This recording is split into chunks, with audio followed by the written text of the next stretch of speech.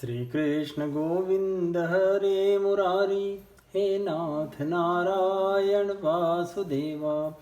श्री कृष्ण गोविंद हरे मुरारी, हे नाथ नारायण वासुदेवा।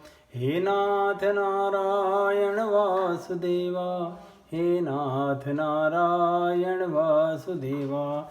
श्रीमद्भागवत पुराण द्वादश स्कंद अथ नवमोऽध्याय। मार्कंडेय जी का माया दर्शन।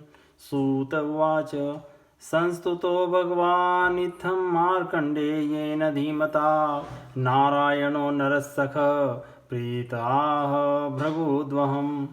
सूत जी कहते हैं, जब ज्ञान संपन्न मार्कंडेय मुनि ने इस प्रकार स्तुति की, तब भगवान नर नारायण ने प्रसन्न होकर मार्कंडेय जी से कहा।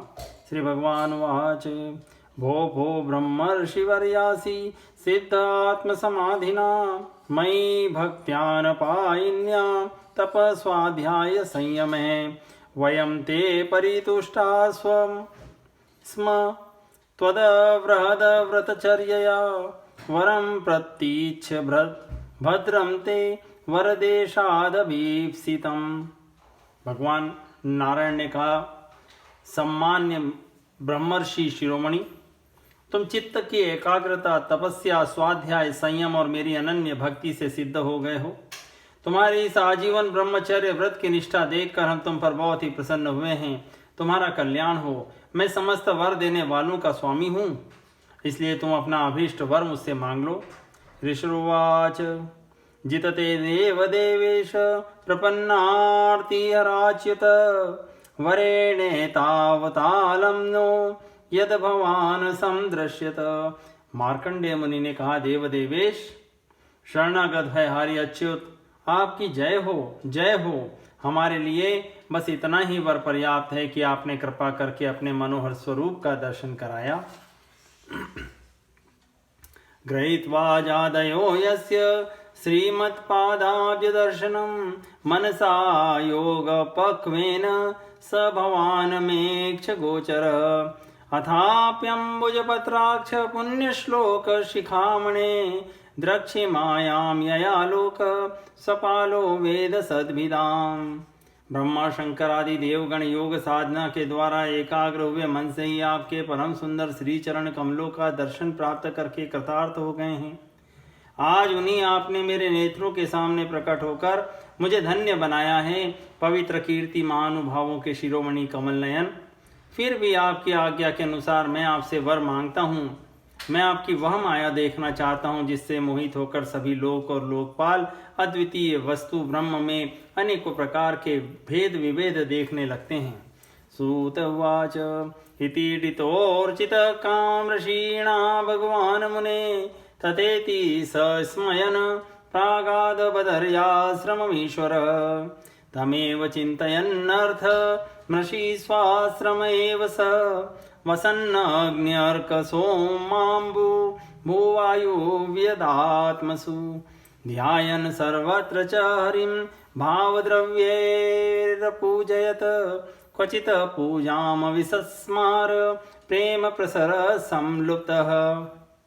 संप्लुतः। तस्यैकदा भृगुश्रेष्ठ पुष्पभद्रा तटे मुने, उपासीनस्य संध्यायां ब्रह्मणो वायुरभून्महान्, तं चण्डशब्दं समुदीरयन्तं बलाहकान्वभवनकरालः, अक्षस्थविष्ठा मुमुचुस्तडिद्भिः, स्वनन्त उच्चैरभिवर्षधारा, ततो व्यदृशन्त चतुसमुद्रा समन्ततः छातलमाग्रसन्तः। सूत जी कहते हैं, शौनक जी, जब इस प्रकार मार्कंडेय मुनि ने भगवान नर नारायण की इच्छानुसार स्तुति पूजा कर ली एवं वरदान मांग लिया, तब उन्होंने मुस्कुराते हुए कहा, ठीक है, ऐसा ही होगा। इसके बाद वे अपने आश्रम बद्रीवन को चले गए। मार्कंडेय मुनि अपने आश्रम पर ही रहकर निरंतर इस बात का चिंतन करते रहते कि मुझे माया के दर्शन कब होंगे। वे अग्नि, सूर्य, चंद्रमा, जल, पृथ्वी, वायु, आकाश एवं अंतःकरण में और तो क्या, सर्वत्र भगवान का ही दर्शन करते हुए मानसिक वस्तुओं से उनका पूजन करते रहे। कभी कभी तो उनके हृदय में प्रेम की ऐसी बाढ़ आ जाती कि वे उसके प्रभाव में डूबने उतराने लगते। उन्हें इस बात की भी याद न रहती कि कब और कहाँ किस प्रकार भगवान की पूजा करनी चाहिए। शौनक जी, एक दिन की बात है, संध्या के समय पुष्पभद्रा नदी के तट पर मार्कंडेय मुनि भगवान की उपासना में तन्मय हो रहे थे। ब्राह्मण, उसी समय एकाएक बड़े जोर की आंधी चलने लगी। उस समय आंधी के कारण बड़ी भयंकर आवाज होने लगी और बड़े विकराल बादल आकाश में मंडराने लगे। बिजली चमक चमक कर कड़कने लगी और रथ के धुरे के समान जल की मोटी मोटी धाराएं पृथ्वी पर गिरने लगी।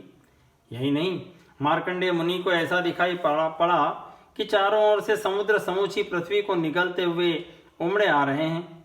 आंधी के वेग से समुद्र में बड़ी बड़ी लहरें उठ रही हैं, बड़े भयंकर भंवर पड़ रहे हैं और भयंकर ध्वनि कान फाड़े डालती है। स्थान स्थान पर बड़े बड़े मगर उछल रहे हैं।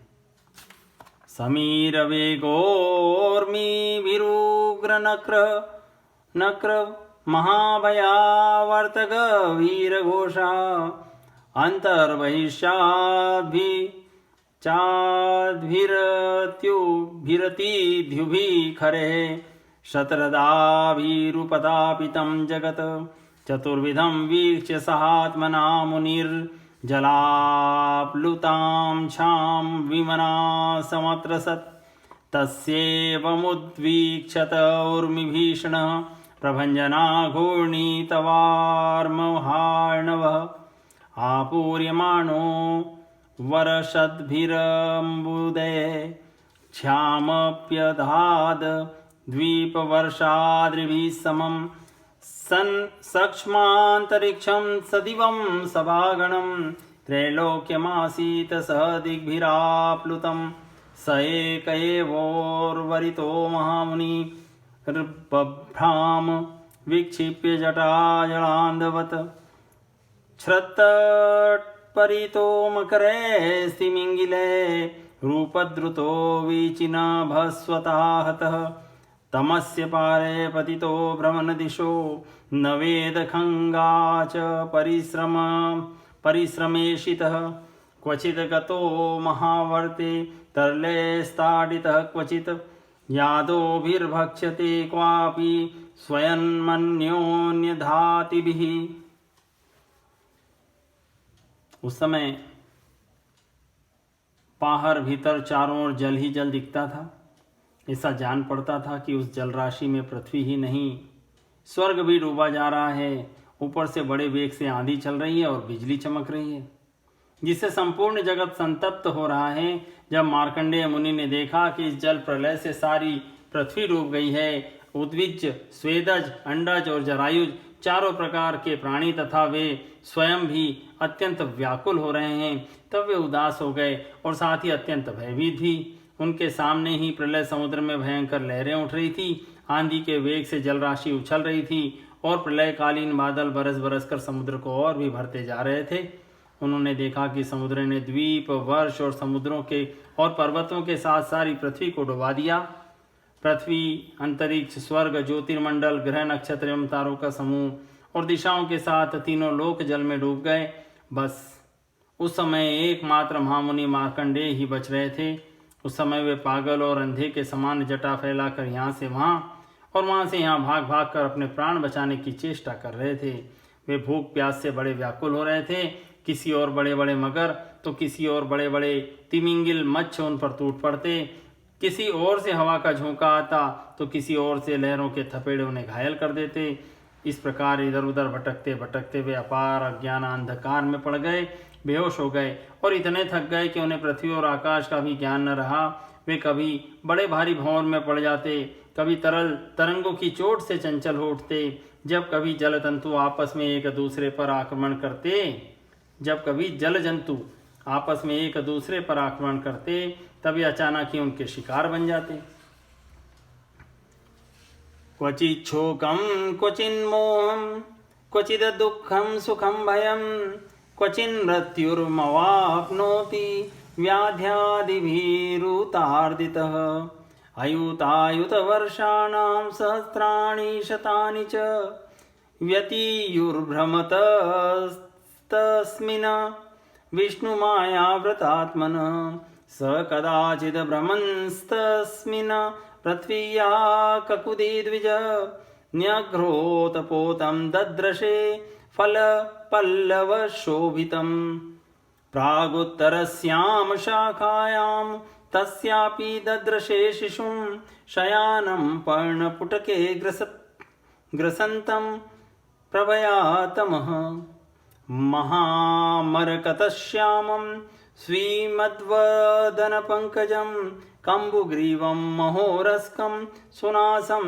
सुन्दरभ्रुवं श्वासेजदलकाभातं कम्बुश्रीकर्णदाडिमं विद्रुमाधर भासेशच्छोणायितसुधास्मितं पद्मगर्भारुणापाङ्गं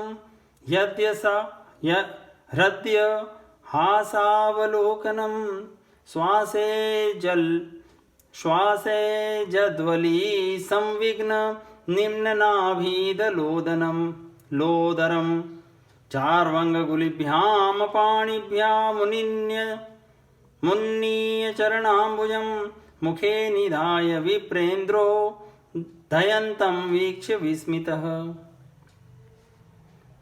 कहीं शोकग्रस्त हो जाते तो कहीं मोहग्रस्त, कभी दुख ही दुख के निमित्त आते तो कभी तनिक सुख भी मिल जाता, कभी भयभीत होते, कभी मर जाते, तो कभी तरह तरह के रोग उन्हें सताने लगते। इस प्रकार मार्कंडेय मुनि विष्णु भगवान की माया के चक्कर में मोहित हो रहे थे।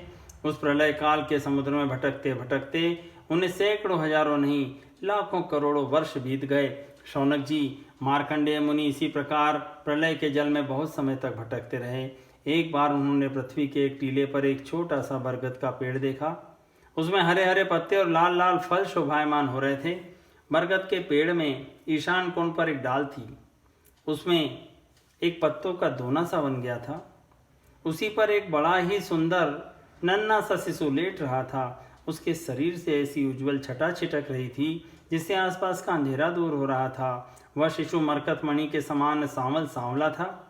मुख कमल पर सारा सौंदर्य फूटा पड़ता था। गर्दन शंख के समान उतार चढ़ाव वाली थी। छाती चौड़ी, तोते की चोंच के समान सुंदर नासिका और भौहें बड़ी मनोहर थी। काली काली घुंघराली हलकें कपोलों पर लटक रही थी और श्वास लगने से कभी कभी हिल भी जाती थी। शंख के समान घुमावदार कानों में अनार के लाल लाल फूल शोभायमान हो रहे थे। मूंगे के समान लाल लाल होठों की कांति से उनकी सुधामयी श्वेत मुस्कान कुछ लालिमा मिश्रित हो गई थी। नेत्रों के कोने कमल के भीतरी भाग के समान तनिक लाल लाल थे। मुस्कान और चितवन बरबस हृदय को पकड़ लेती थी। बड़ी गंभीर नाभि थी। छोटी सी तोंद पीपल के पत्ते के समान जान पड़ती और श्वास लेने के समय उस पर पड़ी हुई बलें तथा नाभि भी हिल जाया करती थी। नन्हे नन्हे हाथों में बड़ी सुंदर सुंदर उंगलियां थी। वह शिशु अपने दोनों कर कमलों से एक चरण कमल को मुख में डालकर चूस रहा था। मार्कंडेय मुनि यह दिव्य दृश्य देखकर अत्यंत विस्मित हो गए। तदर्शनादवीत परिश्रमो मुदा प्रोत्फुल्लहृत् पद्म विमोचनाम्बुज प्रहष्ट रोमादभुत भावशंकितः प्रष्टुं पुरस्तं प्रससार बालकं तावच्छिशोर्वै स्वसीतेन भार्गव सोऽन्तःशरीरमशको यथा विशत तत्राप्यधोन्यस्तमचष्ट कृष्णशो यथा पुरा मुह्यदतीव विस्मितः खं रोदसी भगनानन्द्रिसागरान् द्वीपान् सवर्षान् ककुभ सुरासुरान् वनानि देशान् सरितः पुराकरान् खेटान् व्रजानाश्रमवर्णवृत्तयः महान्ति भूतान्यथ भौतिकान्यसो कालं च नानायुगकल्पकल्पनं यत किञ्चिदन्यद् व्यवहारकारणं ददर्श विश्वं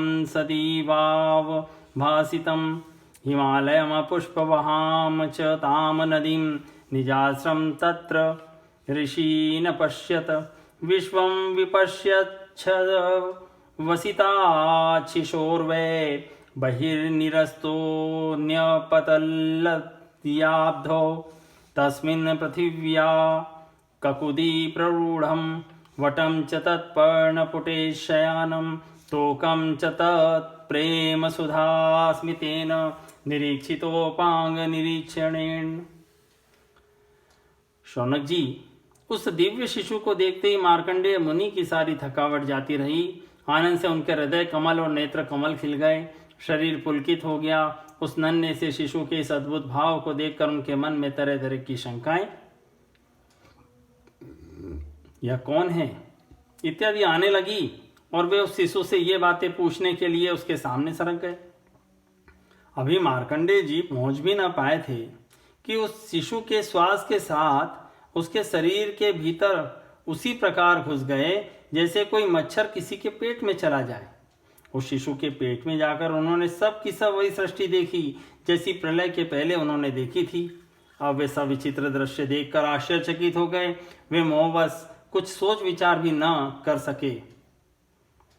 उन्होंने उस शिशु के उदर में आकाश, अंतरिक्ष, ज्योतिर्मंडल, पर्वत, समुद्र, द्वीप, वर्ष, दिशाएं, देवता, दैत्य, वन, देश, नदियां, नगर, खाने, किसानों के गांव, हीरों की बस्तियां, आश्रम, वर्ण, उनके आचार व्यवहार, पंच महाभूत, भूतों से बने हुए प्राणियों के शरीर तथा पदार्थ, अनेक युग और कल्पों के भेद से युक्त काल आदि सब कुछ देखा।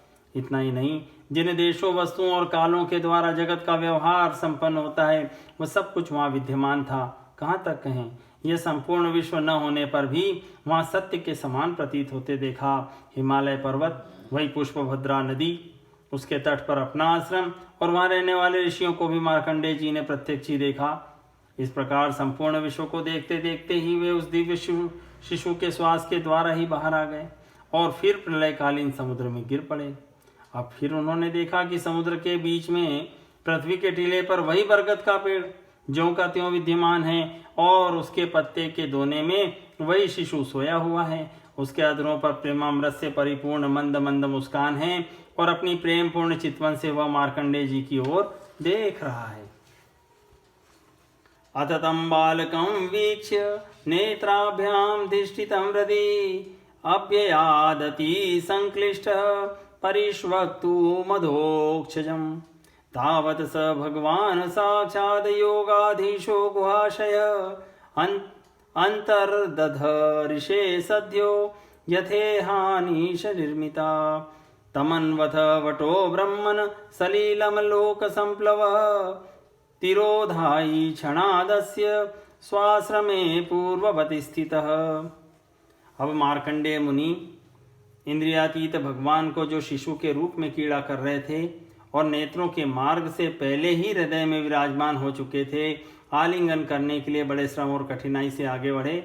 परंतु शौनक जी, भगवान केवल योगियों के ही नहीं, स्वयं योग के भी स्वामी और सबके हृदय में छिपे रहने वाले हैं। अभी मार्कंडेय मुनि उनके पास पहुंच भी न पाए थे कि वे तुरंत अंतर ध्यान हो गए।